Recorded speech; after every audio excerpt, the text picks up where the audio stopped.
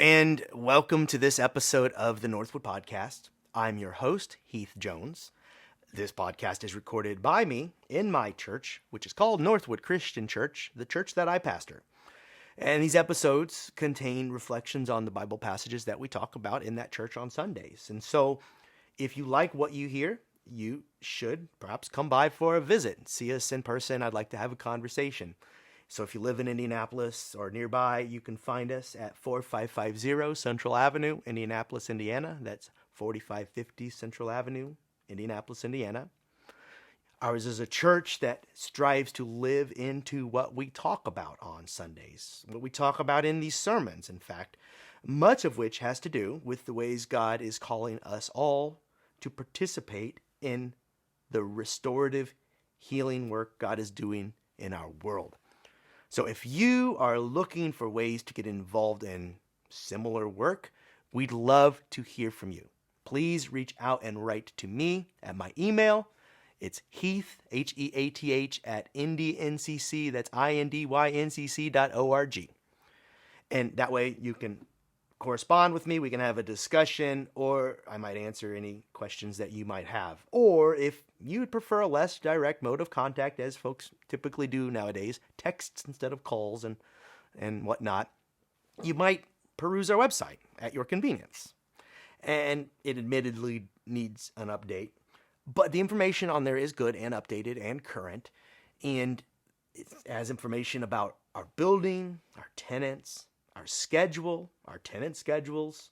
And by tenants, I mean the different entities that we house: yoga studio, art studios, a karate dojo on the third floor, schools for children, elementary age and preschool, the Indianapolis Women's Chorus. We've got a little bit of everything happening in our building at Northwood, and we're proud of that, and we think that you should know about it. So please check us out when you can. Even if you're not interested in the church stuff, there are other things here for you as well. But enough about us. I should take a moment to give a shout out to the All Indiana Podcast Network. The All Indiana Podcast Network produces the Northwood Podcast, our podcast, but along with many others made in Indiana and often about topics of interest to Hoosiers. That's the silly name that we call ourselves. Now, our podcast is religious in theme, obviously, but the topics on the Indiana Podcast Network run the gambit from sports to news, events to cooking.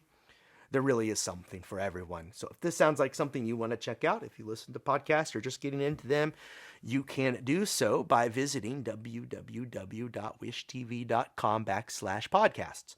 That's www.wishtv.com/podcasts. Now, here in a moment, I'll introduce the passage from the Bible that we'll be considering today. But first, we must pause for an ad break for our podcast audience. If you've listened to one of these before, you know what this means. Or if you've watched these on YouTube, you know that for our podcast audience, this means a break for ads. And for us, it just means a moment of silence where we sit and wait. Because we're not big enough on YouTube to have any ads. So invite your friends to subscribe or like. That aside, it is time for some ads. And so let's just sit here and wait. And we're back. And today, we'll be going over a passage found in the Gospel of Luke. It's a well-worn, familiar story, a story about two pregnant women in unusual circumstances. More on that in a moment, but first the text. It's found in Luke chapter 1, verses 26 through 38. That's the Gospel of Luke chapter 1, verses 26 through 38, and it reads: In the 6th month, the angel Gabriel was sent by God to a town in Galilee called Nazareth, to a virgin engaged to a man whose name was Joseph, of the house of David. The virgin's name was Mary. And he came to her and said, "Greetings, favored one, the Lord is with you." But she was much perplexed by his words and pondered what sort of greeting this might be. The angel said to her, "Do not be afraid, Mary, for you have found favor with God. And now you will conceive in your womb and bear a son, and you will name him Jesus. And he will be great and will be called the Son of the Most High. And the Lord God will give to him the throne of his ancestor David. and he will reign over the house of Jacob forever, and of his kingdom there will be no end. Mary said to the angel, "How can this be, since I am a virgin?" The angel said to her, "The Holy Spirit will come upon you, and the power of the Most High will overshadow you. Therefore, the child to be born will be holy. He will be called Son of God. And now your relative Elizabeth, in her old age, has also conceived a son, and this is the 6th month for her who was said to be barren. For nothing will be impossible with God." Then Mary said, "Here I am, the servant of the Lord. Let it be with me according to your word." Then the angel departed from her. I know, Mary does get the lion's share of attention around this time of year, as well she should. But I want you to notice that our nativity story tells of not one, but 2 pregnant women. 2 pregnant women even discussed today in today's passage, and I'd like to discuss both of them here. Mary's cousin Elizabeth's story was told just before what we just read from Luke's narrative. She was mentioned briefly at the end, but her story was told more in full at what just came before what we read. If you haven't read it before, it involves a woman in her old age who had, up until very recently, been unable to conceive a child. Apparently, she had tried throughout the course of her life with her husband, and she could not. Why does this matter? Well, it mattered in the time that she lived. Children were considered a blessing from God, a deliberate, on-purpose package from above. So a woman who was able to conceive many children, under the right circumstances, of course, she had to be married, was thus considered blessed by God. The children she bore was a sign of God's favor over her life. There is even a strain in both Jewish and Christian theology, one that runs back before the time of Jesus, that suggests that signs of God's favor will manifest in your life by way of children, a comfortable life, and other material considerations. So basically, if good things happen to you, God is happy with you. If bad things happen, then one should figure out what one needs to do to get back on the right side of God's favor.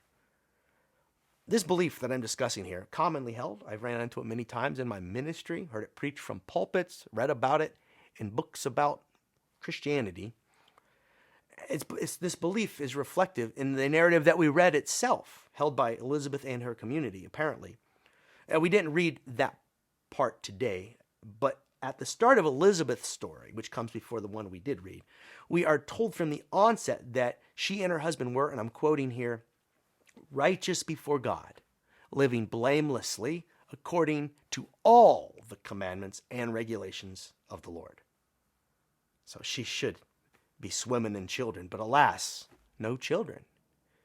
About this, her family and neighbors likely wondered if Elizabeth did something, or had caused something bad to happen, or had some secret that had caused God to close up her womb. The shame that she felt within her community is reflected in the verse just before the text that we read today. When Elizabeth is far enough into her pregnancy to have confidence that it will take, she says, and I'm quoting the verse just before today's text, verse 25 of chapter 1, she said, "This is what the Lord has done for me in this time, when he looked favorably on me and took away my disgrace, the disgrace I have endured among my people." That line, disgrace I have endured among my people, grabs me, for it reflects the deep shame someone can feel when they are disgraced in some public way. For her, her inability to conceive was her shame in her culture, in her time, in her community. And most thought was reflective of a life poorly lived. What gives? It says at the beginning she and her husband were righteous, kept all the rules. Before we move on, I think you should know that I believe with my whole heart that this is bad and damaging theology, what we're discussing here. This idea that our material comforts, possessions, and even the number of children we have is contingent on our good behavior. Why I think this? Because, you know what? I've known many quote-unquote good people who do not appear to be blessed. At least there seems to be little by way of reward for their virtue. In fact, I've known people who I would consider to be saints, who have lived harder lives than they deserved, even until the very end. By the metric we're discussing here, about blessing being a sign of God's favor, it would appear that God had no favor for them. I'll never forget the words of one dying man in immense pain from his fractured hip. He had lived, in my estimation, a very good life, if not exemplary. His children and grandchildren thought so, and I don't think you could get any better references than that, his children and grandchildren. Anyway, he was in pain. He had fallen, he had broken his hip, and he wanted to know why this pain. Why was he deserved of this pain? He said, I don't know when, but at some point in my life, I must have done something.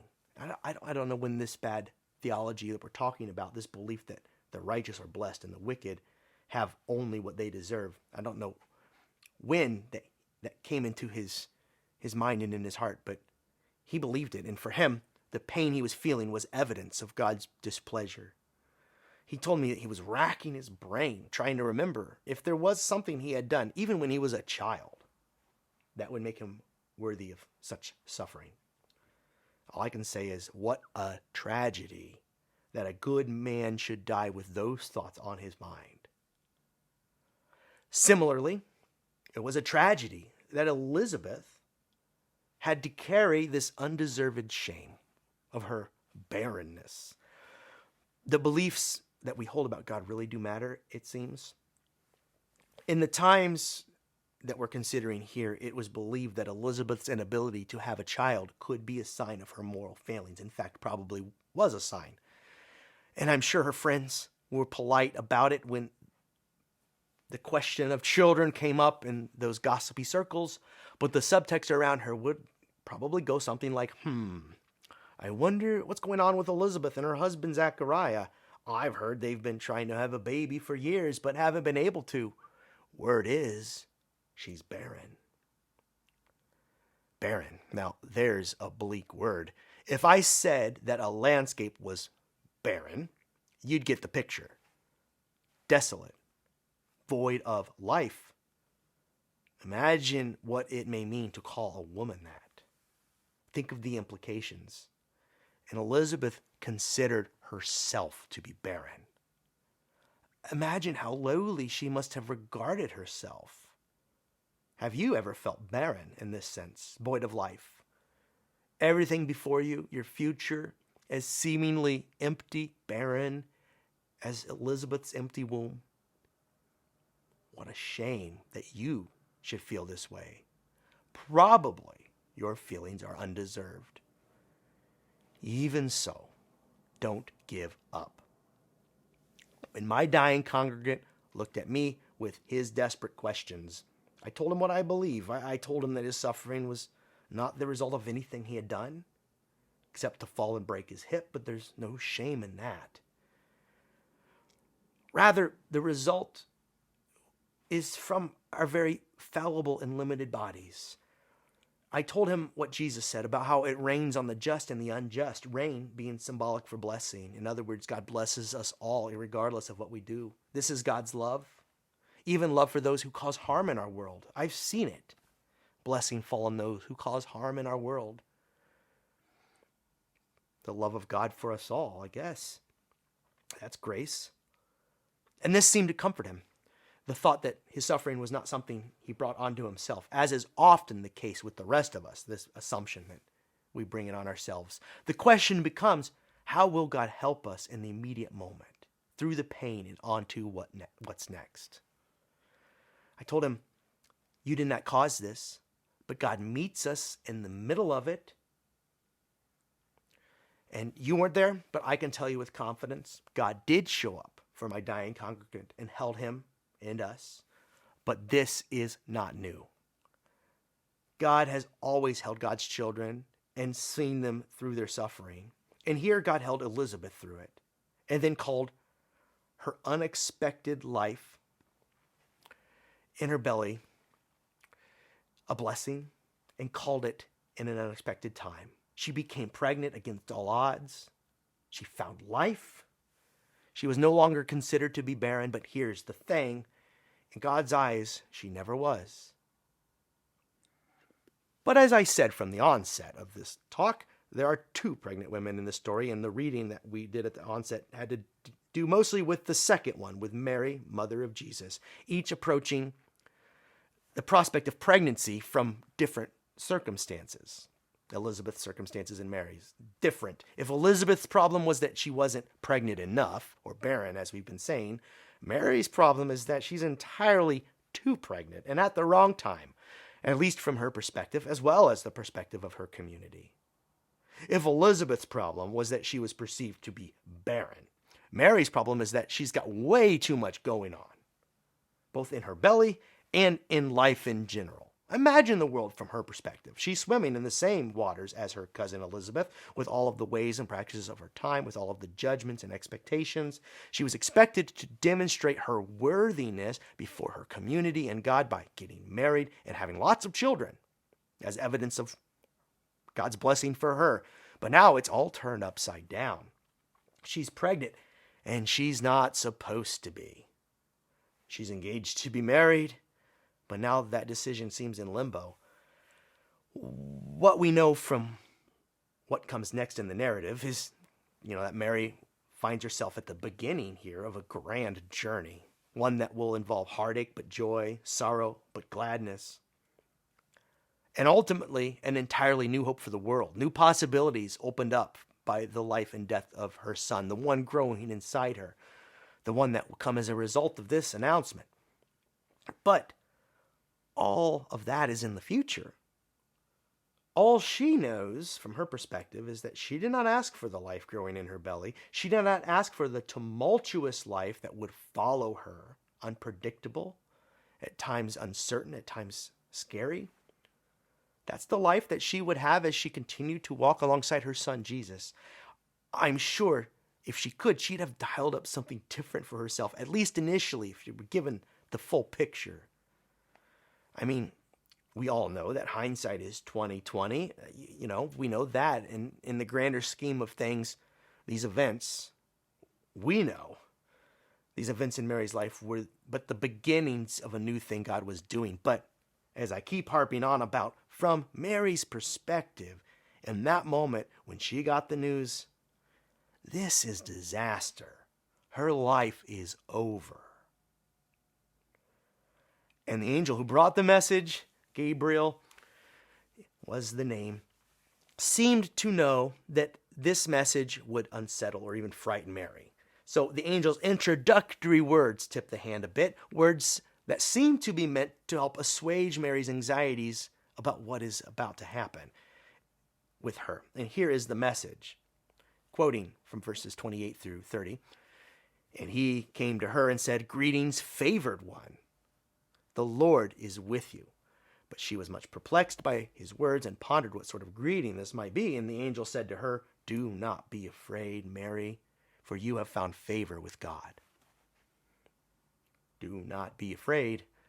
These are the same words that Jesus will later repeat to his disciples when they were afraid decades later.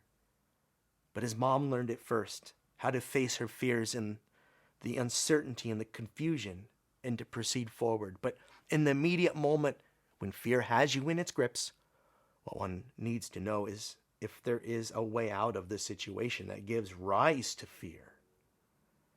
The answer of the Gospels of our faith is 1,000,000 times yes.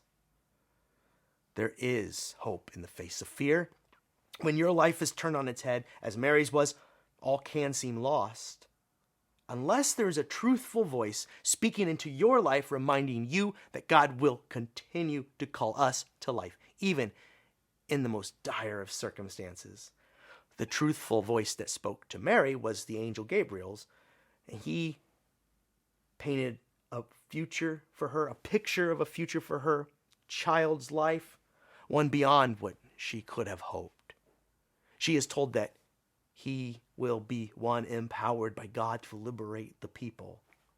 She is assured that her pregnancy is a work of God's Spirit, not happenstance, not an accident, not a fluke, not a catastrophe, and that God's Spirit would overshadow her in the years to come. Then, as evidence of what God can do, the angel shares a testimony. A testimony in a church setting is when someone stands up to tell the wonderful and unexpected things God has done for them in their lives. And in this case, the angel tells Mary about her cousin Elizabeth's pregnancy, her testimony, Elizabeth's testimony, which occurred, as we just discussed, against reason and against the odds, barren as she was, no longer as if she ever was. And the angel concludes that narrative, telling Mary about her cousin, with these words, verse 36 through 37.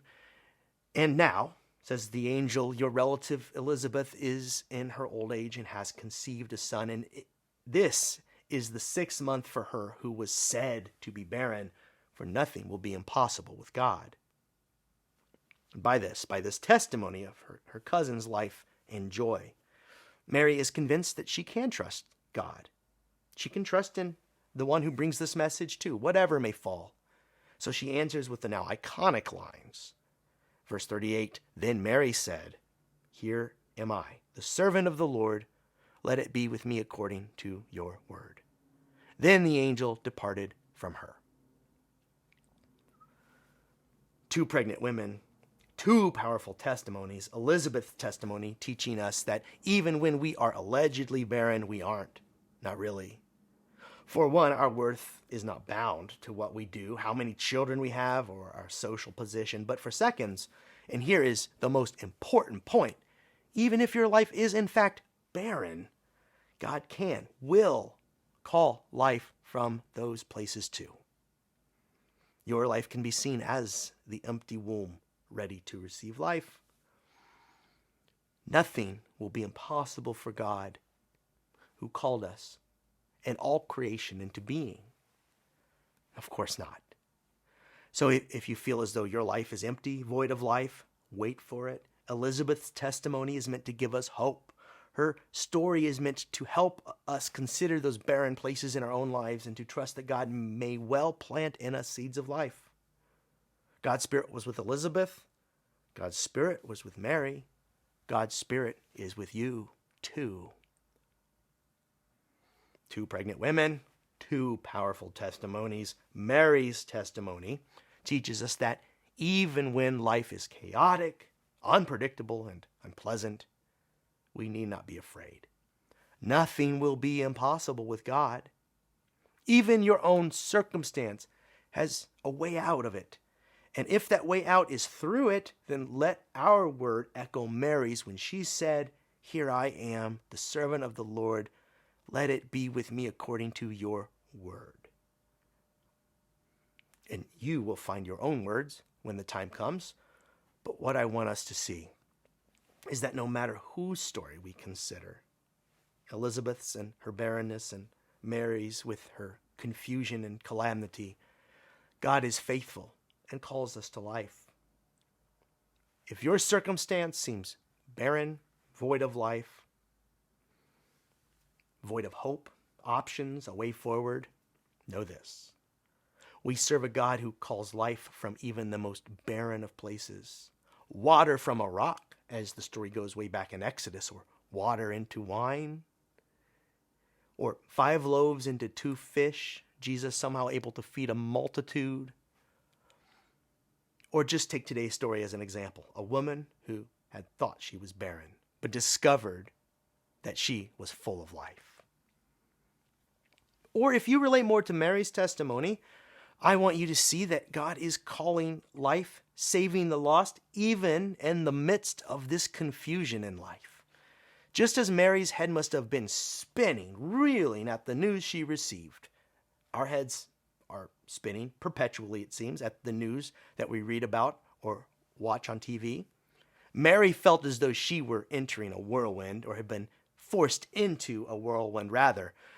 And I feel as though we've been living in a whirlwind these past several years. Life is crazy, moving 1,000,000 miles an hour, and it's hard to get a grip on things sometimes. And Mary must have felt similarly during this phase of her life. After all, she was human like you and like me. Same fears and anxieties, hopes and dreams. Hear the words of the angel. Do not be afraid. If this describes you, then allow the words the angel gave to Mary to comfort her to find you as well. Do not be afraid, for you have found favor with God. The life that is about to find you will likely not be a literal life growing in your belly, although if so, congratulations.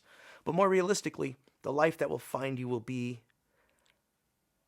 well, we just don't know, but it will find you. Against the odds, God will do this. Or as the text reads in verse 37, nothing will be impossible with God. I like how these not impossible possibilities in this text are placed in our future. Nothing will be impossible. Placed in the future on Mary's horizon, on ours.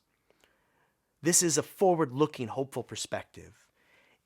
It acknowledges that we are not in control of our future, but that God is with us as we walk, crawl, or sprint into our futures to help us through seemingly insurmountable obstacles. And God is in every moment opening up possibilities for life near and around us. Mary, she carried her hope in her belly. New life was growing there. Her son Jesus, who would leave our world and our lives changed forever. I don't know what it will be for you, but God is still at it, calling you, me, us to life. So do not be afraid, for you are not barren. You are full of life and potential that, if you'll allow it, God will call to the surface. But whatever may fall, whether we are feeling barren, overwhelmed, or a little of both, as many of us are feeling nowadays, a mix of it all, I hope that we can find the courage in this moment to say, along with Mary and many other saints besides, here I am. I'm here to help aid in the world's healing. Let it be with me according to God's desires. And with this prayer on our lips, life will find us. And now, nothing seems impossible. More things seem possible. In fact, our future is on the horizon.